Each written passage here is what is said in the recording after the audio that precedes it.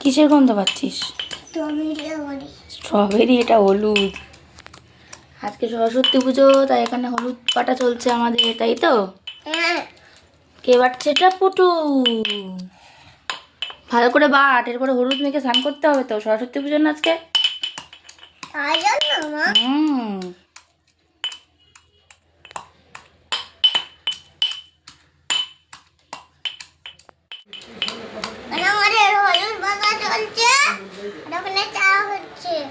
আর এখানে চা হচ্ছে।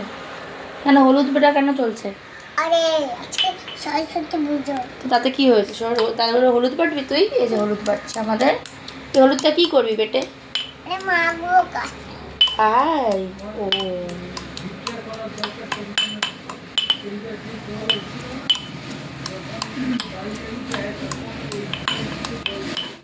হ্যাঁ guys, welcome back to the channel, welcome to a new blog. সকাল সকাল মেয়ে বাচ্চে হলুদ আর আমি খেয়ে নিচ্ছি একটু চা। তারপরেই প্রিপারেশন স্টার্ট করব সরস্বতী পুজোর। আর আমাদের সরস্বতী পুজো যেহেতু হয় মন্দিরেই, তার জন্য কিন্তু ঘরে কোনো আলাদা রকমের সরস্বতী ঠাকুর বা মূর্তি আনা হয় না। আমরা সবাই কিন্তু পুজো দিই মন্দিরেই গিয়ে। সজ্ঞানে এইবার মেয়ে প্রথম সরস্বতী পুজো বলে কথা। সে নিজে হাতে হলুদ কুটে গায়ে মাখছে। এটাই অনেক বড় ব্যাপার। আর এইসবের মধ্যে সত্যি বলতে ছোটবেলার কথা মনে পড়ে যায়।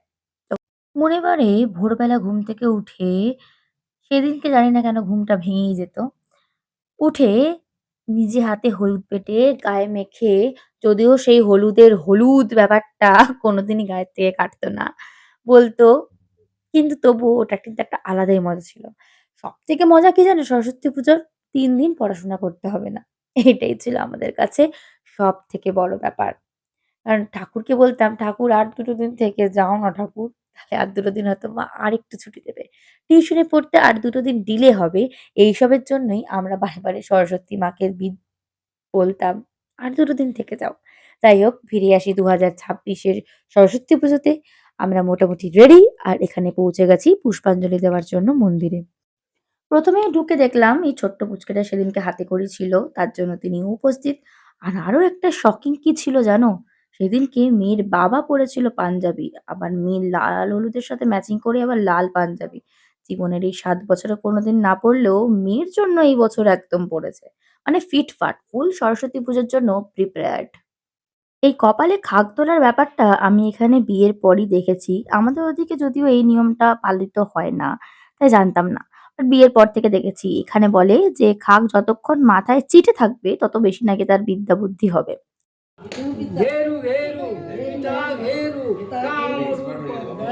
আরে মাথাটা রাখতে হয় যতক্ষণ না শেষ হয়। এবার ওঠ, মাথা যেন লাগে। এই যা ওঠলো না, ঠিক আছে কোনো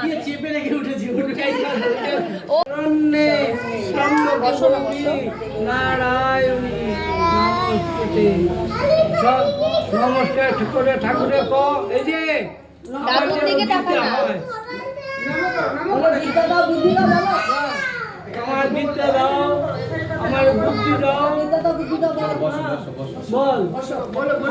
মোটামুটি এইদিক ওদিক করে পুষ্পাঞ্জলি কমপ্লিট করে আমরা বেরিয়ে পড়লাম আমাদের আজকের ফার্স্ট ডেস্টিনেশন, মেয়ের স্কুল। মেয়েকে কেমন লাগছে অবশ্যই কমেন্টে জানিও। মেয়ের বাবাও দেখতে পাচ্ছ পুরো ফুল টু রেডি। তারপরে চললাম স্কুলের পথে। এইসবের মধ্যে সত্যি কথা বলতে সেই ছোটবেলার কথা মনে পড়ে যায়। সকালে উঠে গায়ে হলুদ মেখে মায়ের শাড়ি পরে স্কুলে যাওয়া। আমাদের স্কুলটা যদিও আমাদের হাঁটা পথ ছিল, তো আমরা সব বন্ধুরা হেঁটেই যেতাম। সেটা একটা আলাদাই মজা ছিল। এখন মোটামুটি সবারই বিয়ে হয়ে গেছে, যার জন্য সবাই লং ডিস্টেন্স ক্রিয়েট হয়ে গেছে আমাদের মধ্যে। বাট আমরা চেষ্টা করি যখন একসাথে হই তখন মজা করার। যাই হোক, ইতিমধ্যেই আমরা পৌঁছে গিয়েছি স্কুলের সামনে। তো চলো ভেতরে পৌঁছাই। আর পৌঁছে গিয়ে তোমাদের সাথে শেয়ার করি যে স্কুলের ভেতর কেমন সাজিয়েছে আর সরস্বতী মূর্তি বা কেমন হয়েছে। ঢুকেই দেখতে পেলাম লোকে লোকাক্কার। আমরা অবশ্য অনেক লেটে গেছিলাম, যদিও ওর গ্রুপ হলো পিঙ্ক, মানে সেকশন পিঙ্ক। তো পিঙ্ক সেকশনের জন্য ১০টায় টাইম দিয়েছিল, কিন্তু বাচ্চা নিয়ে একদমই পসিবল হয়নি। তাই আমরা অনেক বেলাতেই পৌঁছেছিলাম। সরস্বতী মূর্তিটা কেমন লাগলো অবশ্যই কমেন্টে জানিও।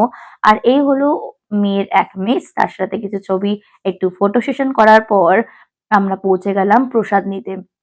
যেহেতু বাচ্চারা প্রসাদ বলে কিছুই বুঝবে না, তাই একটা প্যাকেট সিস্টেম ছিল। যেখানে ২-৩ রকম মিষ্টি আর একটা সিঙ্গারা ছিল।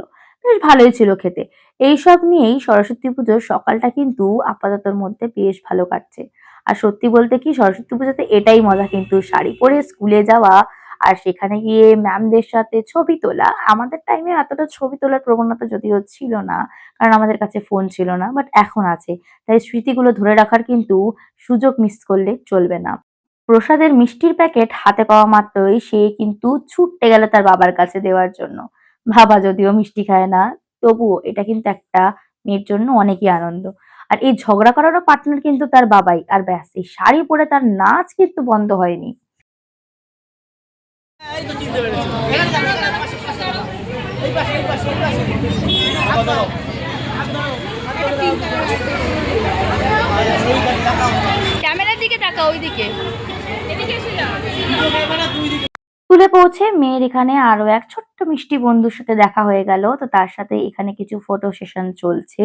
আর এইবারে সরস্বতী পুজোটা কিন্তু পড়েছিল 23rd জানুয়ারি, যেটা ছিল নেতাজি সুভাষচন্দ্র বোসের কিন্তু বার্থডে।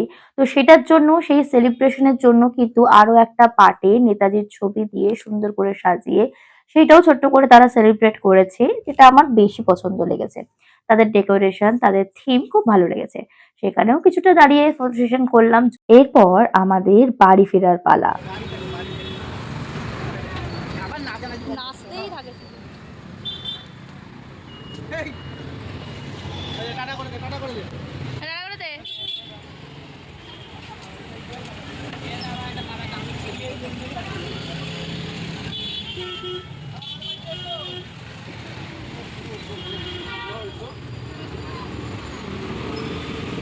আবার দেখা হবে। সকাল থেকে আমরা সবাই মোটামুটি উপোসই ছিলাম। তো ভাবলাম একটু কিছু খাওয়া যায়, তাই ঢুকে পড়লাম মিয়া মোড়ে। যে কিছু একটা প্যাটিস জাতীয় কিছু নেওয়ার জন্য।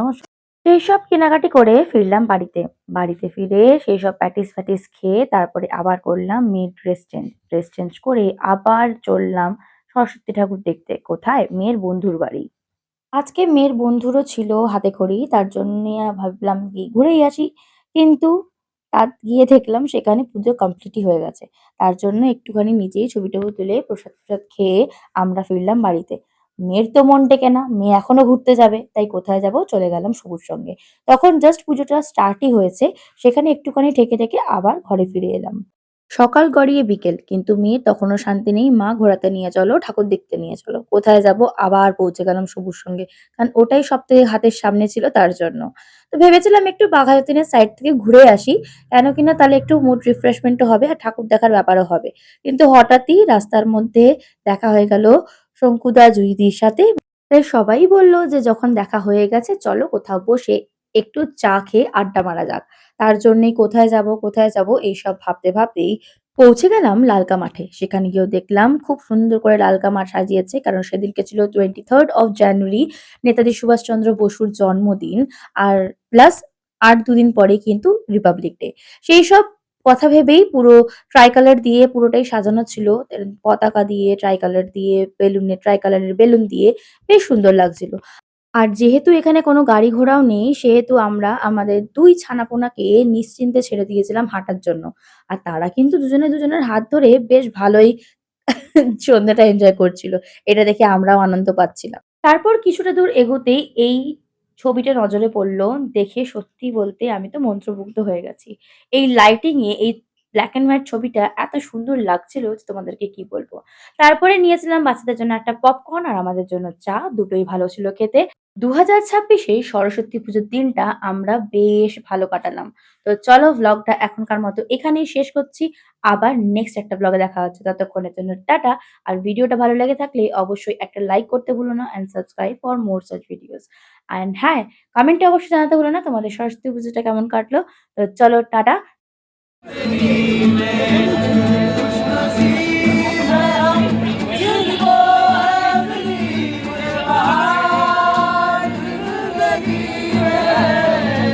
किसी को